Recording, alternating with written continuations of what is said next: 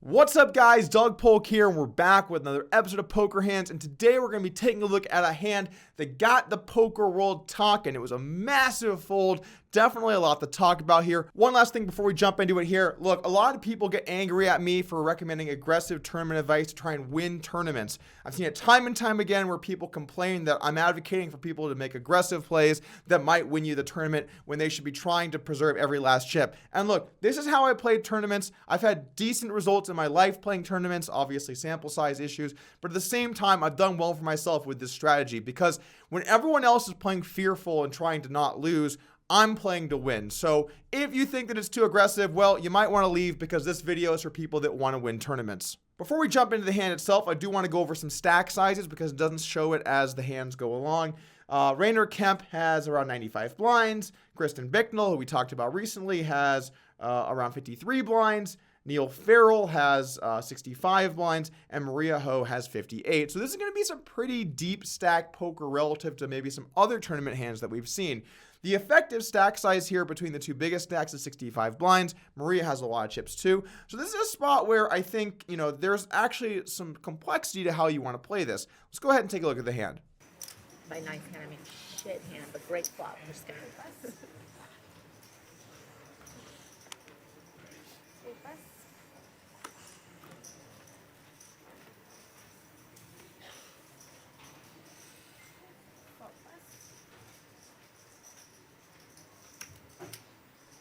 Rainer in the hijack with nines.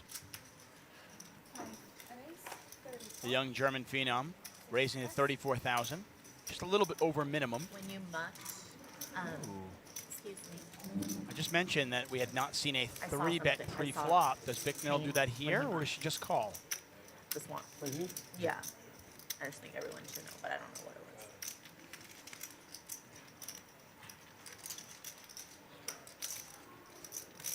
was. Right? 34. What? 34 is right. Yeah, okay.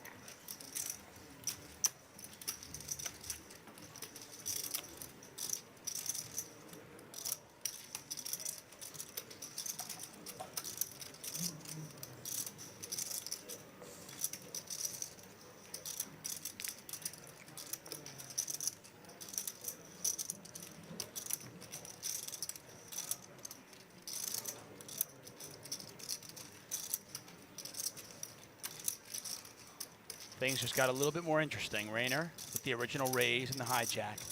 Kristen calls. Because of that, this is not a terrible squeeze spot. I'm not sure if Feraldo is doing that against a chip leader in Rainer Kempe, but you got the chip leader in late position opening. You've got a call on the button. And of course, the thing that complicates it is the fact that Feraldo actually has a hand.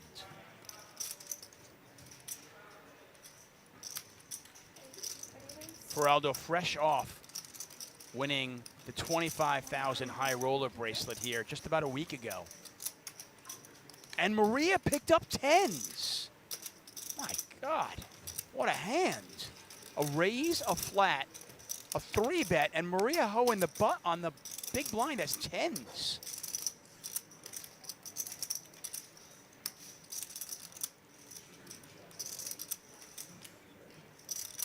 Neil, how much did you start to handle? Just over 1.1. All 4 players involved have over average chip stack. They all have at least 60 big blinds.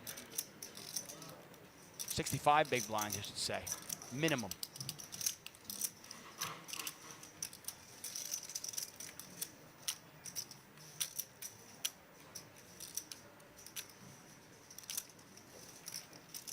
Could we see carnage here?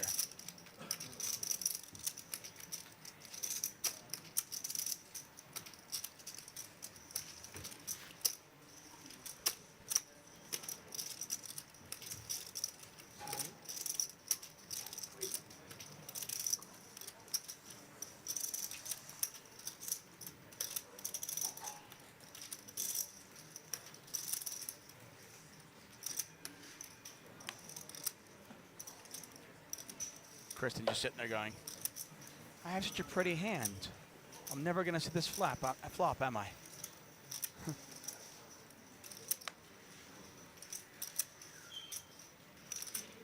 The dynamic would have changed completely had Bicknell raised. If this went raised 3-bet, 4-bet, Maria Ho's looking at her tens and not liking it all. Instead, Maria calls with tens. Back over to Rayner with the nines.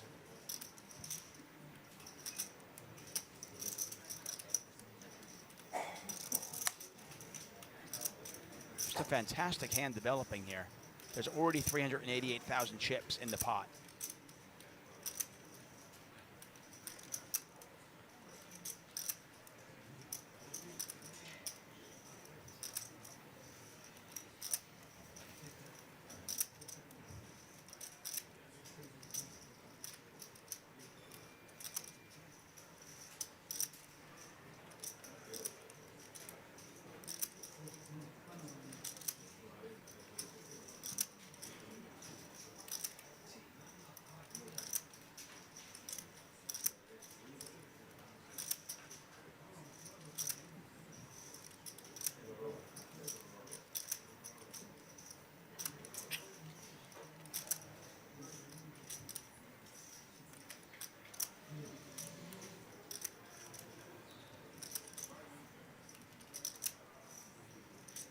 Rayner, our chip leader at the table.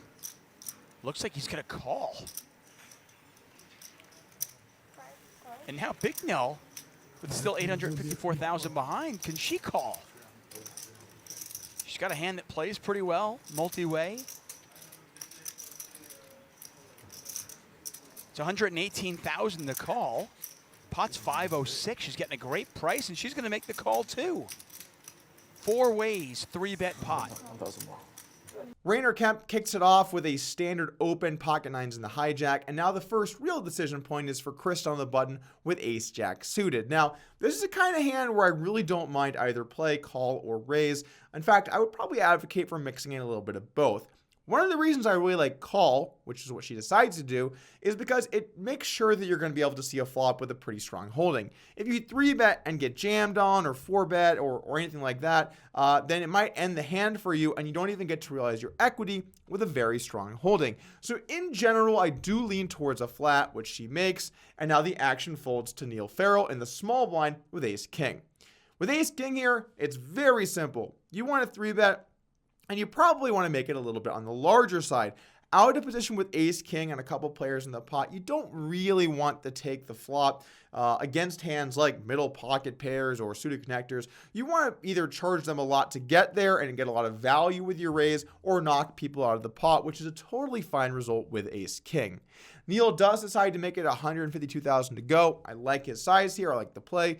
And now Maria Ho looks down at pocket tens in the big blind, which is an extremely awkward situation. Before we jump in and talk about what Maria Ho should do here, I want to talk about what her strategy should be with her entire range. These spots frankly suck. When someone opens and someone else 3-bets, it's really hard to play many hands when you're in the positions behind, because you need really strong holdings to get in there, and your odds on a call are frankly terrible. Because of this, I generally advocate when you are out of position on the 3-better to never have any cold calls. The reason is simple. Your odds are bad, and you're going to under-realize post-flop because it's clear that you have one of only a few holdings, and additionally, you don't even have position. So if, let's just say that Neil was the button here and Maria was the big blind, I would say that she should either play 4-bet or fold. Now, if she won, she could play her entire range as a call so that she could maybe put in a few hands that she might not be able to jam into that range. But I think a good general piece of advice for you, if you're a smaller stakes player and you're not sure how to handle this, is either come in for a raise here or don't come in at all. Of course, when I say here, I mean in a situation where you're completely out of position. This one's a little bit different though, because she is in position on the 3-better, but out of position to the original raiser. Now, I would not put too much stock into the initial raise, which should be something around 20 to 22% of hands or 24% of hands, or the button call, which should not have too many strong hands. You're mainly worried about what Neil is 3-betting in the small blind. However, it's also worth mentioning that in the small blind, players should 3-bet more of their range, so Neil could absolutely have some hands like some offsuit broadways, some lower pairs, some suited connected, some suited aces, and for all of these reasons, I think Maria Ho just needs to jam. It's a shitty spot. I'm not saying it's a good one, but at the end of the day, you have to think about what frequency is Neil 3-betting in the small blind. And let's just assume that he's 3-betting something like 10, 11, 12% of his hands. Well, in that scenario, she can jam tens. She's only going to get called around a third or a fourth of the time. And when she is called, she's going to have something in the ballpark of 30 to 35% equity, depending on what his exact call range is. It's also worth mentioning that sometimes she will get called by Rayner, but Rayner's going to have a really difficult spot here because he's still going to have to deal with his 3-bet from Neil Farrell. Now, obviously, Rayner is probably going to play pretty much perfect against a jam, which is one of the reasons why having tens here really does suck. He's probably going to call jacks plus ace-king and fold everything else. But the point remains that you play these big stacks sort of against each other in these spots by being able to jam. Maria Ho risks 58 big blinds here to pick up a pot that's already about 15 blinds. That's not nothing. It's a very sizable pot that puts her in a much better position to win. It's also worth mentioning that against tighter players, I don't mind just letting the tens go here. If you think that Neil's 3-bet is more like 6 or 7% of hands and that Rayner's open is more like 18% of hands, well, now the play becomes substantially worse and you really just can't go with your tens. And that sucks. It sucks to have to do that with a hand like pocket tens. But your equity is way worse when called when you have a hand like tens compared to a hand like, for example, ace-king. So your removal is bad, your equity might not be good when called, and you're not going to get nearly as many folds. It's a thin line. The main piece of advice I have for beginners is don't call when you're not really sure what to do because it can put you in a lot of terrible spots post-flop. Either decide, I think I have enough of this to go with it pre-flop, or let it go. Maria does decide to call, which if she wants to have a strategy that includes some calls is a fine play. I don't mind that as part of a strategy that includes those hands. It's just important that she's also putting some stronger hands into that flat range so that her range isn't so face up. Back over to Rayner, very clear call with pocket nines. And then for Kristen Bicknell on the button with ace-jack suited, again, very clear call. Everyone's getting great odds, and let's take a flop. Oh, and a set of tens for Maria. And Farrell has the ace of hearts. Wow. I think By the way, Rayner could be, but has a straight flush draw. And Bicknell has top pair. Bicknell with top pair and top kicker has 2% equity in this pot. Feraldo with a gut shot to Broadway and, of course, the ace of hearts.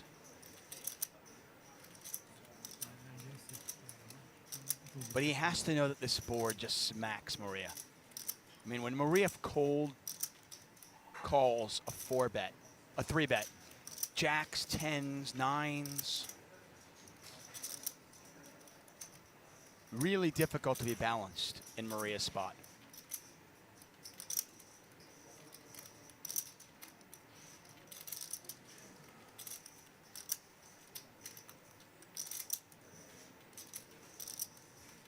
Feraldo's aware of that.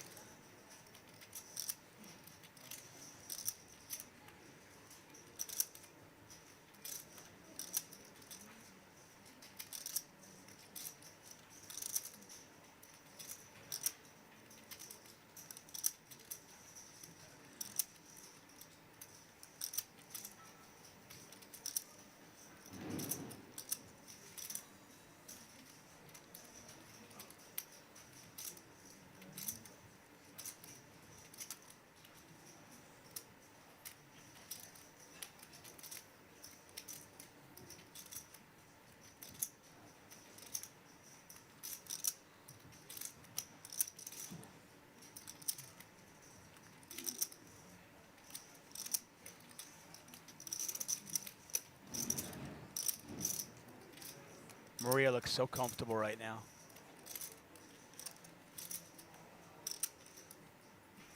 All in.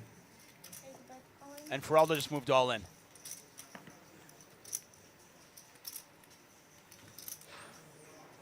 Feraldo just moved all in for 1.042 million chips. This is going to be the biggest pot of the tournament. The flop comes Jack 10-7 of hearts. And you know what I hate? Random, shameless self-promotion. It's everywhere on YouTube these days. You're watching a video that you enjoy, it's on a subject that you care about, and then out of left field, someone hijacks you into something that you didn't sign up for. It happens more often than you'd think, which is why I decided to do a video on the topic on my new channel. If you've enjoyed some of the comedy stuff I've done in the past, you'll probably enjoy it, and maybe together we can win the fight to stop shameless advertising. Anyway, the flop comes Jack 10-7 all of hearts, and this is a pretty crazy board because each player gets their own little piece of it. Neil has a gutter to the nut straight as well as the nut flush draw. Kristen has top pair, top kicker. Rainer has sort of a mid pair / flush draw gutter type situation, and Maria Ho has gotten the best of it by flopping a set. With Neil first up to act, he only has one move, and that is to go all in. He knows if he's called, he's probably going to be behind, but he's going to have a ton of equity no matter what. In fact, if we look at all of their hands here, he actually has the worst showdown value, at least currently, of all of these hands. Everyone's got him beat. They all have pairs, and by jamming here, he puts a ton of pressure on these players. Yes, he could have a hand like ace-king with the ace of hearts, but what if he's got aces with the ace of hearts? Or what if he's got a set? Or what if he's got queens or kings with a heart? He could have these players very much crushed in this spot where they don't have very much equity at all for their tournament life, so it really puts them in a difficult scenario. This pot is also ginormous, over 600k in the middle. This is one you absolutely have to fight for. Now to Maria, her flat preflop has paid off and she's flopped a set. Now, it's not the best of sets. Yes, a hand like pocket jacks could be ahead of you, although it's not too likely anyone has that holding, especially given there's a jack on the board. And it's also possible that some of the players behind you could once in a while have a flush. Those instances are going to be rare though, especially when you consider what kinds of hands can open and call a 3-bet. It's not like he's going to have, or either the players behind are going to have a hand like, king 9 of hearts. They're not going to be calling that loose. And because there's a jack and 10 of hearts on the board, in that scenario, then there's a lot less flushes because those hands are blocked. Nobody can have queen 10 of hearts or king jack of hearts. Those are impossible. So realistically, the only way someone has a flush is if it's the nut flush or maybe king queen of hearts or possibly 9-8 of hearts. That would be something. Another cool fact Maria can think about is the fact that Neil jammed here. When Neil goes all in, his range will have a lot of the ace of hearts. And if he flopped the nut flush, he's probably going to be trapping that a decent amount of the time on the flop. So because Neil jams, she can rule out the players behind having flushes as often as they might without Neil betting.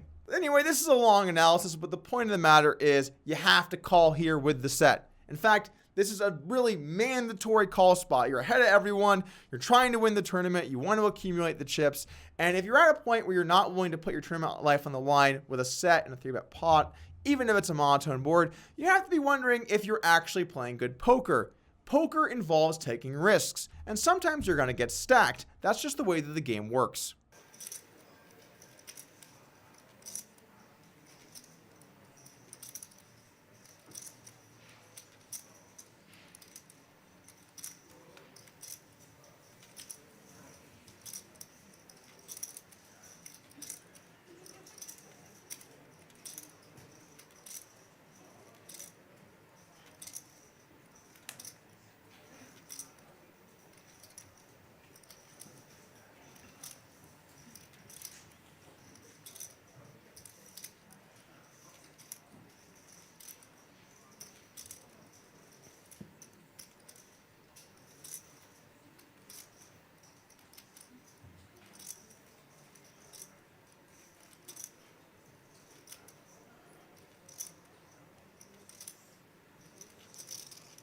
Maria looking decidedly less comfortable right now than she looked just a couple of minutes ago.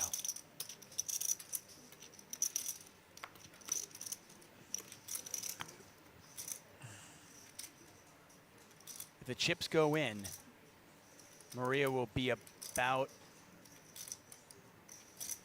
a 3-2, a little bit more, probably about 63-37 favorite over Feraldo. Feraldo would need a queen or a heart, and the board can't pair.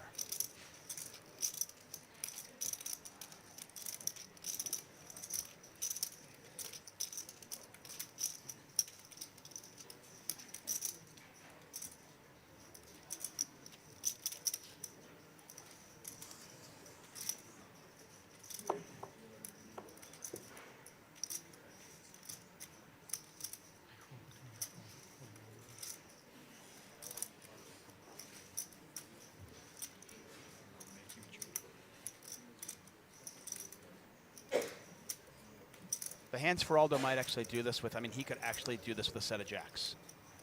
He could do this with 2 aces, 2 red aces. He could do this with the hand he has right now. He could even do it with a flush, knowing that this smacks his opponent's 3-bet calling range.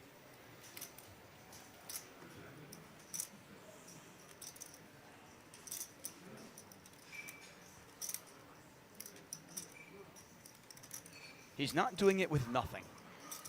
I think that's safe to say.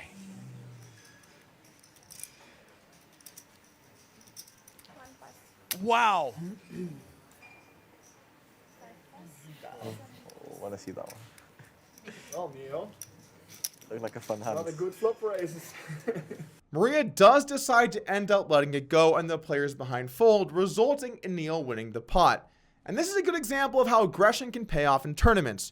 You want to be the guy pushing the action and putting people in difficult situations and playing in this sort of fashion. You don't want to be the person playing passive and letting go of the best hand. Thanks for joining me today for Poker Hands. If you like this episode, hit the subscribe button, and I'll see you guys again soon. Maria Ho looks visibly My shaken. hand, what did I have? See if she can quickly get back on that horse and play some Or you poker. don't want to tell either. I mean, her hands are shaking, and I think it's still from the last hand. Ace of hearts, king of clubs.